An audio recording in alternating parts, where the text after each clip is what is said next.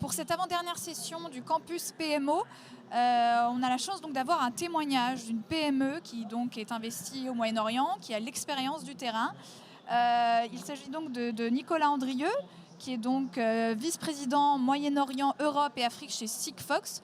Donc je ne vais pas élaborer sur Sigfox puisque c'est l'objet de notre échange, mais donc Sigfox est un opérateur de télécommunications et qui a donc une longue expérience sur la zone, hein, notamment vous, monsieur Andrieux, puisque vous avez conduit le déploiement de la société dans la région, si je ne me trompe.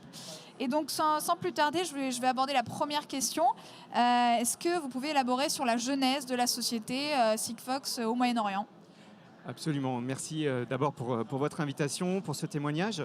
Peut-être rapidement quand même rappeler un petit peu ce que fait Sigfox.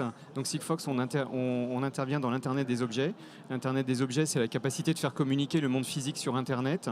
Et donc on opère des réseaux dans ce cadre-là. Nous avons commencé à prospecter le Moyen-Orient en 2014. Tout d'abord à partir de Paris.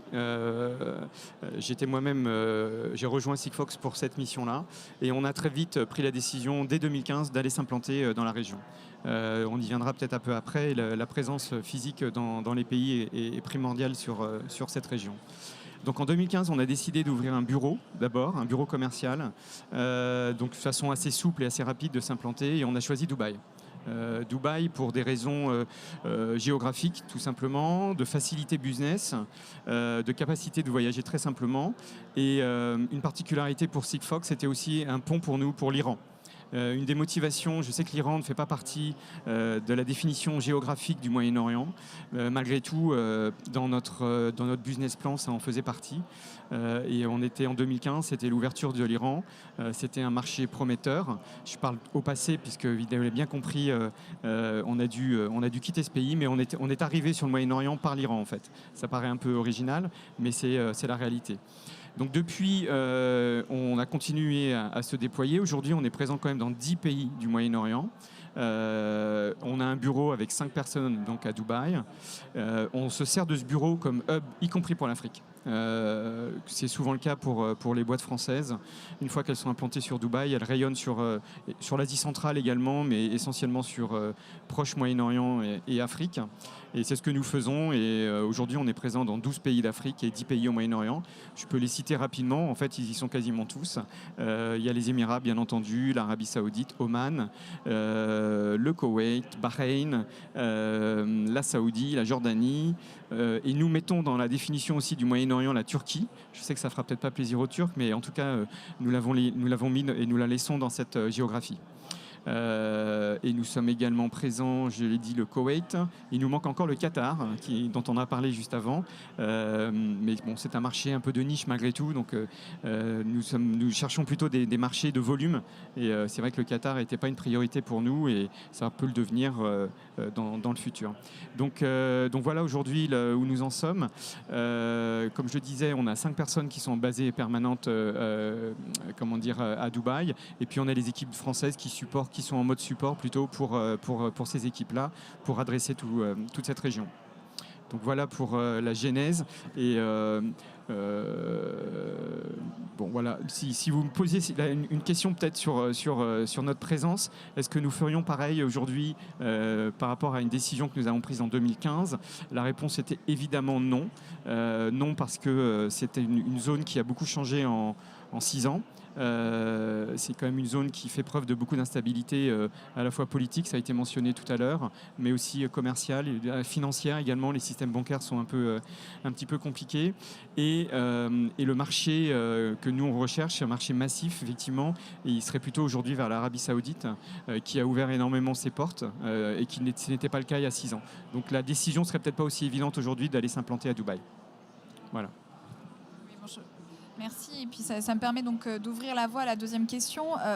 Effectivement, si vous pouvez un petit peu revenir plus en détail sur les défis qu'on observe et peut-être entre les pays lorsqu'on est une PME française. C'est quoi les défis sur lesquels il faut être en alerte ? Alors les défis propre à la zone d'abord. Alors d'abord, non, il y a des défis qui sont les mêmes pour, j'allais dire, toute société qui va à l'export, qu'elle soit une PME ou même un grand groupe. Voilà, c'est les défis économiques, les défis assez standards. En revanche, je mentionnais l'instabilité politique. C'est une particularité liée à la zone. Vous l'avez compris, nous avons adressé cette zone notamment pour un marché qui était le marché iranien, qui était très prometteur et qui partait très bien en termes de volume et de potentiel. Et vous l'avez compris, on n'y est plus. Donc c'est un marché, l'Iran c'est un pays qui fait 80 millions d'habitants et tout le Golfe, si on se limite au Golfe, vous avez à peine, vous êtes à 50 millions d'habitants, donc ça vous laisse imaginer l'importance que l'Iran avait pour nous. En revanche, comme la Turquie fait partie de nous dans notre définition de la zone, les deux marchés phares pour nous sont l'Arabie Saoudite et la Turquie, deux pays du G20, donc c'est pas un hasard. Et ce sont des pays qui effectivement ont des potentiels, une population jeune qui croît énormément en termes de croissance et d'éducation. Et donc c'est nos marchés prioritaires. Donc, mais pour les défis, revenir sur les défis pour une PME. Le premier défi, au-delà donc des défis géopolitiques, ce sont des marchés où il faut être patient. Alors quand on est une PME, on n'a pas trop la trésorerie pour être patient. Donc c'est un challenge. Donc il faut le savoir. On ne peut pas faire de coups. C'est pas une région où on fait des coups. Si on fait un coup, on n'en fera qu'un. Voilà. On peut en faire, bien sûr. Tout le monde peut avoir un peu de chance dans la vie. Mais pour faire du business dans ces pays-là, il faut être très présent physiquement et très présent. Voilà.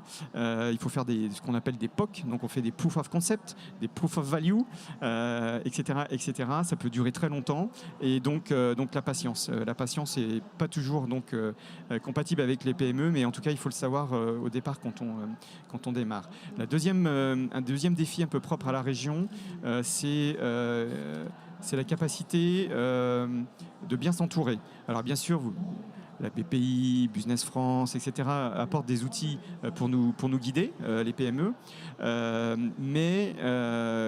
Alors, les choses évoluent, mais il y a beaucoup de pays où il faut passer par des partenaires locaux. On ne sait pas trop où on met les pieds. Il y a des tenders qui ne sont pas ouverts aux PME.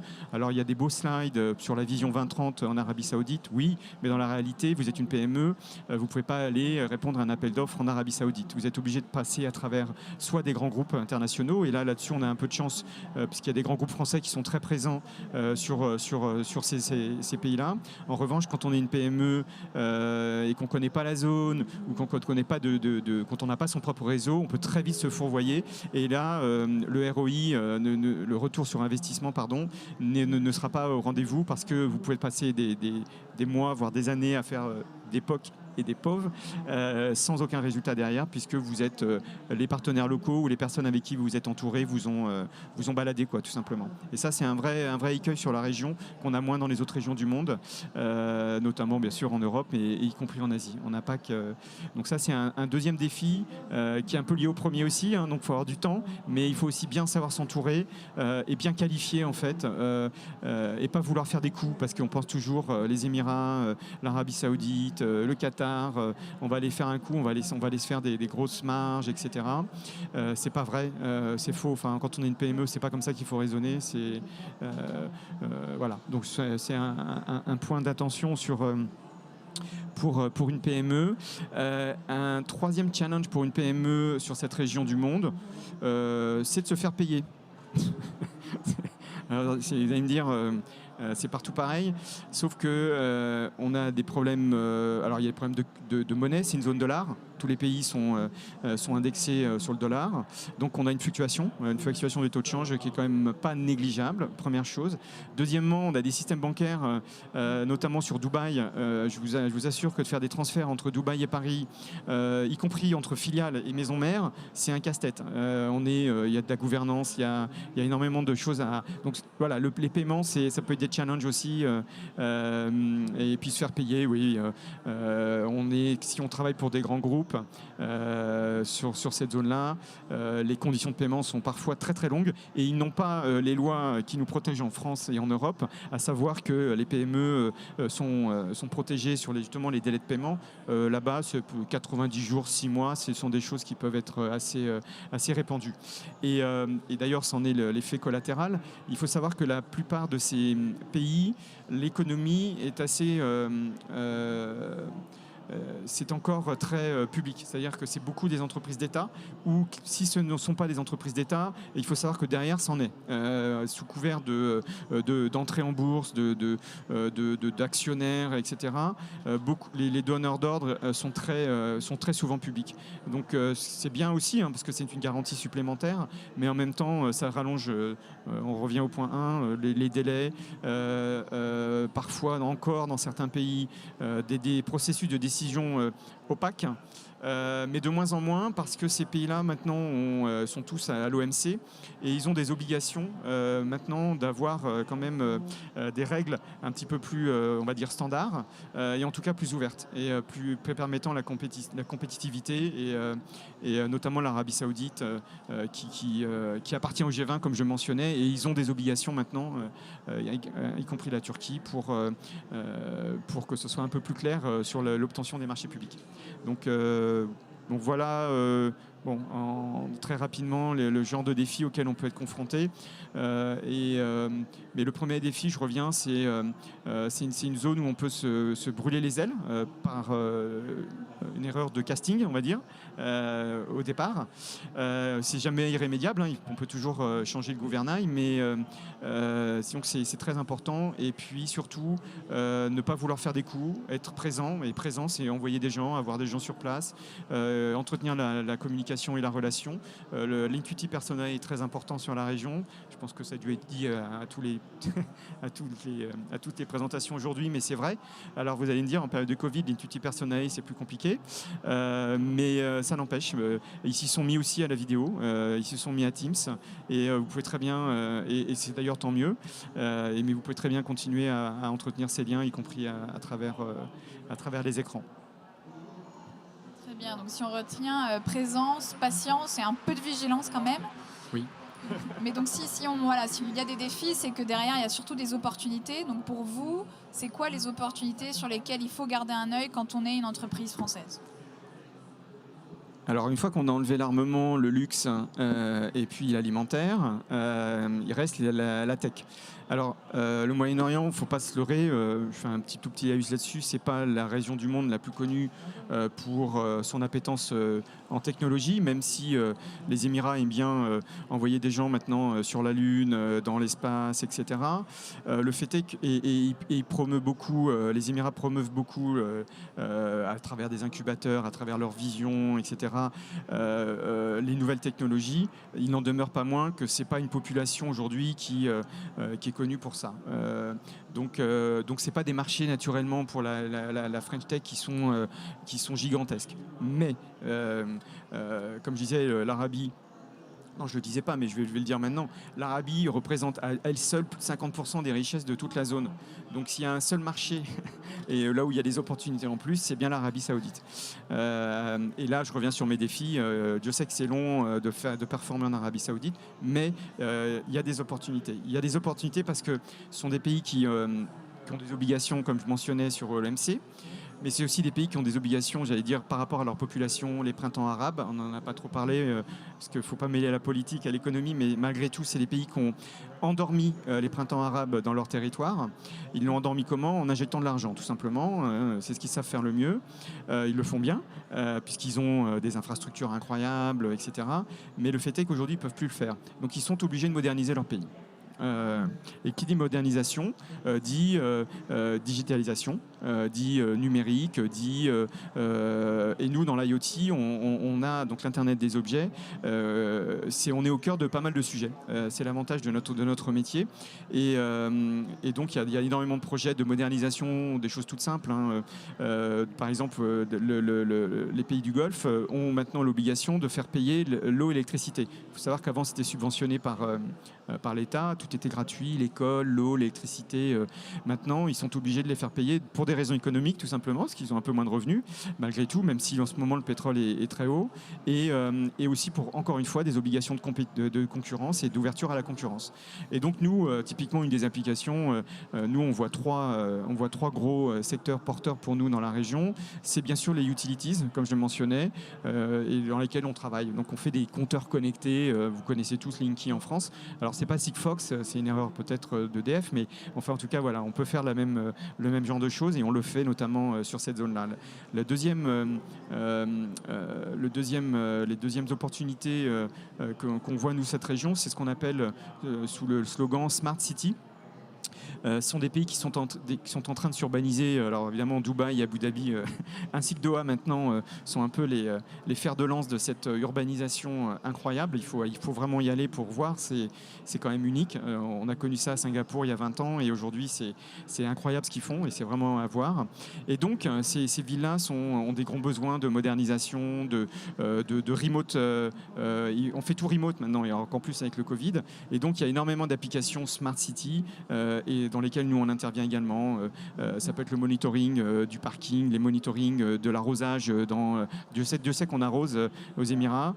Ça peut être le monitoring de personnes, des problèmes de sécurité des biens et des personnes, mais aussi des aliments. Enfin, on a plein de. En fait, l'Internet des objets, c'est de faire communiquer n'importe quoi, y compris un thermomètre dans une vitrine d'un pâtissier. Un truc tout bête, un exemple, à Abu Dhabi, ils ont des gens qui font des checks dans tous les restaurants pour aller voir si les températures sont respectées, parce que la chaîne du froid, Dieu sait que c'est important dans cette région-là. Voilà. Et nous, on fait des choses de façon automatique. Voilà. Donc donc Smart City, on a beaucoup d'opportunités. Et le troisième secteur qu'on voit, qui est un secteur un des premiers secteurs qui a explosé, on va dire, autre que l'oil and gas, c'est la logistique.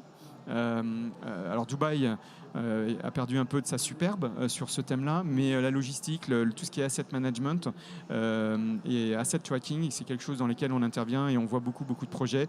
Il y a beaucoup de ports qui sont en construction, que ce soit à Oman, au Koweït également. On travaille en Irak aussi. Voilà, j'ai pas mentionné finalement tous les pays. J'avais oublié l'Irak. On est aussi en Irak. Alors c'est un peu plus compliqué l'Irak, mais on va peut-être pas passer trop de temps dessus. C'est compliqué pour tout en fait. Mais ça reste un pays très très riche. Excessivement riche. Malheureusement, la richesse n'est pas bien répartie et les règles d'attribution des marchés sont absolument pas claires. Donc, ne pas aller s'aventurer en Irak si on n'a pas les reins solides et si on n'a pas un vrai partenaire local, ce qui est notre cas. Mais bon, c'est pas non plus un grand succès, hein, très clairement. Donc voilà. Voilà pour les opportunités. Mais enfin, on ne va pas se leurrer, c'est pas simple. C'est pas une région facile d'accès. On n'a pas toujours la grille de lecture. Mais par contre, c'est une région qui culturellement, contrairement à ce qu'on peut penser, est très proche et beaucoup plus proche que ce qu'on dit de nous, des Européens et des Français. On a aussi un atout par rapport à ça. Le côté culturel, le luxe, bien sûr, dans certains pays, l'image de la France, y compris diplomatique, est très forte. Et on capitalise dessus indirectement dans tous les cas. Combien même on vend des solutions IoT un petit peu obscures, malgré tout, on est français, on est une entreprise française. Et en plus, nous, la particularité de Sigfox, c'est qu'on est soutenu en plus, puisque dans nos actionnariats, on a la BPI qui a investi. Donc voilà. Donc, beaucoup d'opportunités, mais on revient sur les défis. Il faut être conscient, il faut avoir son BP, il faut savoir s'adapter. Vous voyez, nous, on part avec des perspectives énormes sur l'Iran. On a signé un deal de plusieurs millions d'euros. Je ne peux pas dévoiler les chiffres, mais on était vraiment très bien parti. Et on a dû tout détricoter encore plus rapide que ce qu'on a quand même mis du temps pour rentrer. Et on a dû mettre 6 mois pour sortir parce que c'était à l'époque où on ne voulait pas avoir... c'était blame and shame, c'est-à-dire on sentait que Trump était capable de balancer des noms d'entreprises françaises. Total est parti, Accor est parti. Autant vous dire que Sigfox est parti. Hein. Et pour la petite histoire, nous ne sommes pas... Ce qu'on a fait, je vous laisse imaginer. Alors pour le coup, pour une PME, ça nous a coûté cher. On a pris des avocats, vous imaginez bien. On n'était pas sujet on n'avait pas de problème normalement. On pouvait travailler en Iran. On ne travaillait pas en dollars, mais on n'était pas dans un domaine qui était interdit. Mais par les effets de bord, etc. Et d'ailleurs, il y en a plein d'autres qui ont choisi de partir. Accor, ils n'étaient pas non plus interdits. Mais voilà, donc tout le monde a décidé de partir et on est parti à contre-cœur. Et je pense qu'on n'est pas prêt d'y retourner. Ça laisse des traces, je pense. Je parlais tout à l'heure de la fidélité et de la présence physique. Là, avant de retourner, même si le pays s'ouvre à nouveau, on temporisera, je pense. Voilà. Merci Nicolas pour vos réponses complètes et aussi pour votre pragmatisme qui, je pense, est un des critères que le public voulait entendre lorsqu'on entend le témoignage d'une PME française dans la zone. Il nous reste 10 petites minutes pour des questions-réponses. Alors, est-ce qu'on a des questions? Oh, on a une question là-bas. Comment sont perçues les entreprises françaises dans le secteur de l'IoT dans cette zone du monde? Alors, comme je disais, merci pour cette question. Alors d'abord, l'IoT, pour ceux qui, juste pour peut-être remettre en perspective, c'est l'Internet des objets. En gros, on a coutume de dire que c'est la 4e révolution industrielle dans la partie tech, bien sûr. Après l'informatique, après l'Internet, après les mobiles, et maintenant c'est l'IoT. Et on voit, et c'est prouvé par les taux de croissance, on a des croissances à 2 chiffres, croissance de chiffre d'affaires, mais croissance de tout en fait, à 2 chiffres, voire parfois à 3 chiffres. Donc c'est des secteurs porteurs. Pourquoi? Parce qu'on est au cœur de la digitalisation, la numérisation de toutes les entreprises. On intervient dans tous les secteurs, de l'agriculture à l'oil and gas, la logistique, j'en parlais, l'aérien, les smart cities, etc., etc. Donc on est vraiment dans tous les secteurs. Donc, alors une des particularités de l'IoT, comme le secteur des télécoms, la France, il faut savoir que la France a été à l'initiative du GSM, on a déposé des brevets, on a bâti toute une industrie qui a un peu disparu, les Alcatel et autres, mais malgré tout, la France dans les télécoms a vraiment performé et l'IoT bénéficie de cet écosystème. Aujourd'hui, il y a énormément de boîtes françaises dans l'IoT, des PME, des boîtes plus grandes, il y a OBS, Orange Business Service qui travaille dedans, enfin il y a toutes sortes de boîtes et donc du fait de cette aura sur les télécoms, l'IoT et les boîtes françaises sont bien vues. Une des particularités de Sigfox, c'est qu'on a un modèle indirect. Donc, en fait, nous, on travaille avec des partenaires locaux, mais aussi on travaille avec des partenaires et des sociétés qui font des solutions IoT. Et donc, on emmène avec nous un écosystème de sociétés. Quand je dis avec nous, c'est-à-dire qu'eux-mêmes se déploient. Et on a des PME françaises qui commencent à venir sur la région, qui font des objets connectés Sigfox et qui bénéficient aussi de nos actions en fait, et de notre développement. Donc, pour répondre à votre question précisément, l'image est bonne et c'est beaucoup des PME. Il y a aussi quelques grands groupes et voilà. Donc c'est plutôt positif. On a un a priori positif quand on parle IoT et quand on est une boîte française sur la région. Merci pour la question. Merci. Est-ce qu'on a une autre question? Bonjour. Bonjour. Voilà, donc, je souhaitais vraiment savoir est-ce qu'on peut faire des communications avec les entreprises de ces pays de Golfe c'est difficile ou pas? Quand vous dites communication, c'est-à-dire C'est-à-dire avoir des partenariats ou d'avoir des contacts avec des entreprises à ces pays-là. Alors, merci de votre question.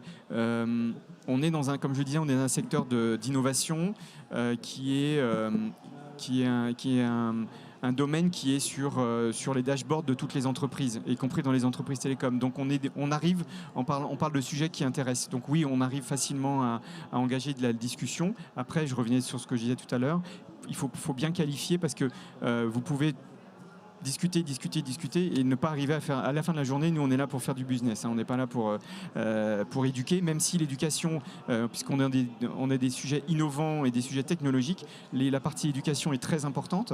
On a besoin d'expliquer ce que l'on fait aux gens avec qui on parle et comment on le fait, parce qu'en plus on le fait différemment. Donc on a cette partie éducative. En revanche, à la fin de la journée, comme on dit, il y a un moment, est-ce que vous avez un vrai projet? Donc il ne faut pas hésiter à rentrer dans ce mode-là.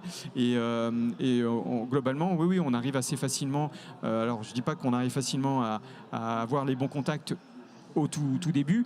Je reviens sur ce que je disais encore, c'est là où il faut savoir s'entourer, il faut savoir utiliser les services de l'État, il faut savoir aller dire, je suis allé chez, alors je vais prendre des exemples, mais je vais chez Etisalat, je vais chez Doux, je vais chez n'importe qui, une grande boîte télécom en Saoudi, vous allez voir la Business France, ils vont vous dire, attention, tiens, au fait, by the way, le CFO de Mobily, il est français, il s'appelle machin, il aime bien les boîtes françaises, il y a des trucs qui sont organisés, des manifestations qui sont co-organisées, et qui permettent sur des thématiques, donc les télécoms par exemple. Moi j'ai participé à pas mal de tables rondes où, alors au début comme un peu nouveau en tout cas dans le domaine, donc essayer d'ouvrir des portes.